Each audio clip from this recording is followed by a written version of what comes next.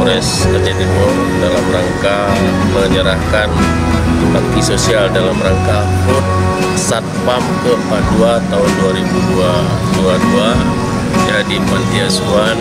Ya semoga nanti para anak-anak kita ya bisa menikmati hasil jerih payah sumbangan dari perusahaan-perusahaan yang menggunakan jasa satpam ya untuk diserahkan kepada Bapak pemimpin pembina yang di Panti Asuhan, dan insya Allah ya bermanfaat untuk dunia dan akhirat. Kami ucapkan kepada Bapak Kasat ataupun yang mewakili daripada Bapak Kapolres, kami ucapkan selamat datang kepada Bapak-Bapak dari Polres juga dari Satpam se-Aceh Timur yang telah berkunjung ke tempat kami dalam rangka ulang tahun Satpam yang ke-42. Di samping itu juga kami mengucapkan banyak terima kasih atas sumbangsi dan perhatian serta saling berbagi terhadap anak-anak kami yang ada di dalam panti ini.